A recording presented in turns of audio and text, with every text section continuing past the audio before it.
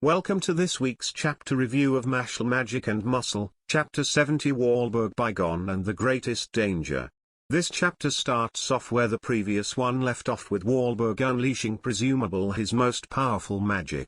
Space's third's Uranus inclination, which of course summons some huge stand-like construct behind and above Wahlberg along with creating hundreds of white panels which float around within the otherwise black void they have been standing in.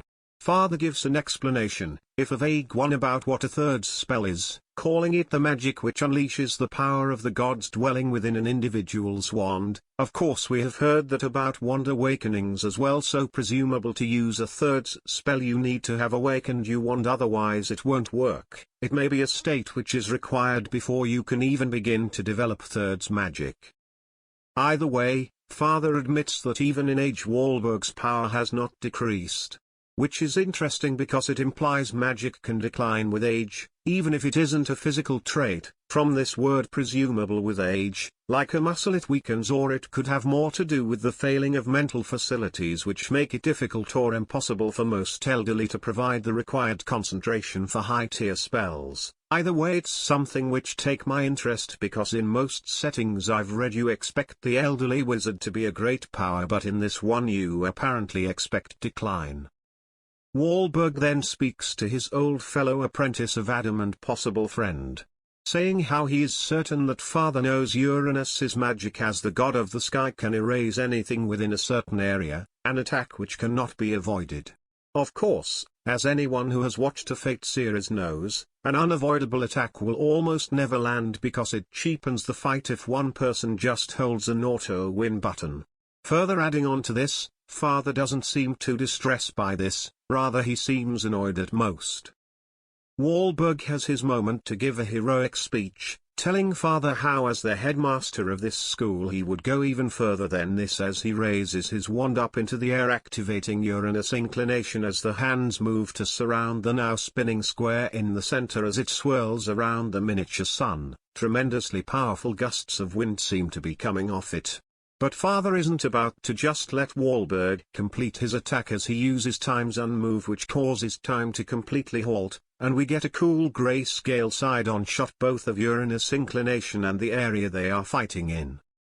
It looks like the shape of this place keeps changing every time we see it, which may actually be the point since presumable this place is made by Wahlberg's magic or is somewhere which can easily be manipulated by his magic without worrying about him affecting the outside world. Which does cause a rather interesting question: if Wahlberg just deposed Father here, could he leave? Where would he end up if he did? How did Necros get here? Was he teleported alongside Father? Did Father teleport him in? So many questions, but right now the one which takes my interest is how is Father's time magic affecting the outside world? Does it even? Who knows? Father again brags, this time to himself as Wahlberg is frozen in time, saying how he should be aware that no attack can affect one who controls time. At least this time he is not just bragging without actually taking the offensive, as he sends forth dozens of what seem to be bladed clock hands, which as time restarts tear a hug chunk out of Wahlberg's right side, just below his arm, and cause a massive gaze down his left side, blood erupting from the old fellow's mouth as he catches up with what just happened. Father taunts him further, telling him how he will not survive those wounds, which fair enough. He probably won't even with magical assistance lest they can regrow body parts. But that does not have the desired effect Father was looking for, as within the hands of Uranus inclination the sun seems to have been crushed into a black hole, with the square which had once surrounded it now looking more like a swirling vortex of death. This for the first time in a while takes Father's interest as he stares wide-eyed, questioning how his magic can continue despite Wahlberg having suffered a mortal wound. Okay, so yet another thing we now know about this magic system: in most cases when a spellcaster suffers a fatal wound their magic fades, presumable it fades if they die too. I wonder if that includes enchantment-like spells. Interesting, but it seems like Wahlberg isn't just like any other mage. As the old man explains, thirds unleashes the true power within a wand, so if one were to pour enough magic into it, even if the caster should die, the will of the wand will cast the spell on its own. Now that is something. Will of a wand?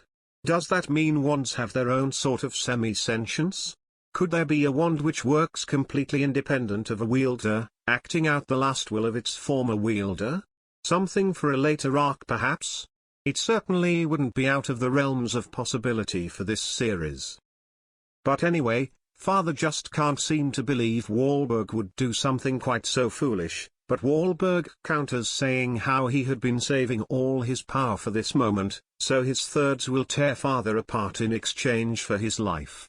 Father seems genuinely taken aback as he realizes how this was Wahlberg's plan from the beginning, which would explain why he did not use any actual spells against Necros until the very end. He was saving himself for this, which I'll admit was probably a better idea than just going all in from the beginning. And as Wahlberg seems to be taken into a pillar of light, we get his final thoughts, thinking on how he had yet to fulfill his role. How this world would be so much if people just accepted one another's weaknesses. As he is thinking this, he imagines Mash, Finn, Dot, Lance and Yo, who are all facing forwards, and Ua, who is looking away, presumable because Ua is thus far the greatest opposition Mash has faced to gain acceptance and might continue to be so. From there his eyes close, believing that above all else he must save them, the weak fragile souls who were like him so long ago. We then get to see the younger Wahlberg in his bedroom reading a book. I wonder what illness or condition he had which left him bedridden and how he overcame it. Was it just time or was there some kind of magic involved? Who knows, but as quick as that image comes it passes by. We see scenes of Wahlberg's face cracking and spraying blood, of a younger Wahlberg speaking with Adam, and finally the black sphere cracking and spewing out white light. The whole time Wahlberg is thinking how he must lead his students through actions just like his master did. A huge white explosion goes off, consuming everything with the black spot in the center. Now we see the ground, an ocean and mountains. Did this spell break them out into the regular world, or does this reality Wahlberg brought them to just have its own oceans and mountains? Not to mention clouds. Is this really another world either created or found by Wahlberg's magic, or is it something else entirely? This chapter just keeps bringing up more and more questions, more than I have ever had about this series to date.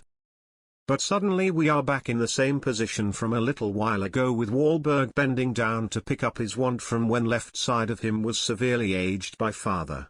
It does not take Wahlberg to realize what happened. Father reversed time to before he could activate Uranus inclination, which might I just say is way too overpower. How are you supposed to beat someone like that?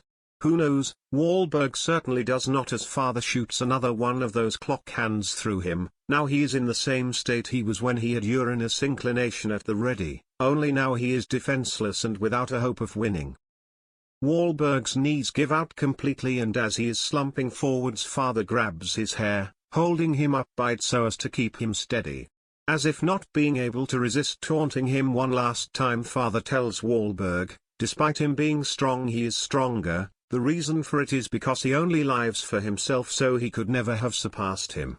He forms another clock hand above himself, ready to strike down Wahlberg, who seems to have realized just how he could never have actually won. Realizing how fate can be so cruel as to doom his and Adam's ideals to never be realized. He wonders if the world he envisioned was so fragile that a small-minded selfish belief could crush it underfoot.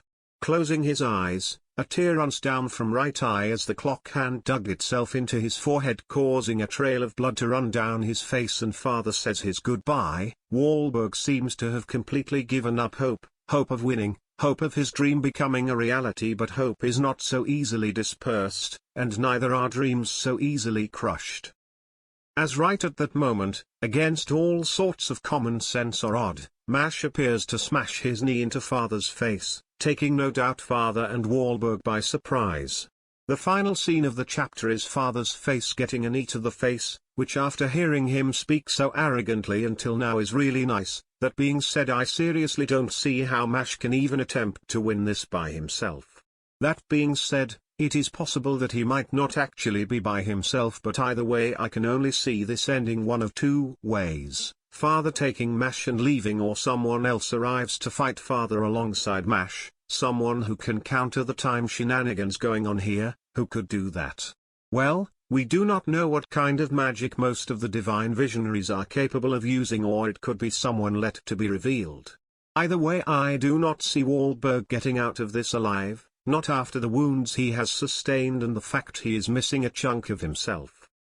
If he does survive, I expect he won't be fighting again for the rest of the series, except maybe in the final climatic battle where he actually dies. But either way, that's been my review of this week's chapter of Mashle Magic and Muscle. If you enjoyed the review, don't forget to like, and if you want to hear more of my ramblings, then don't forget to subscribe. I have been the Anonymous Weeb, and I wish you a good day or night wherever you are.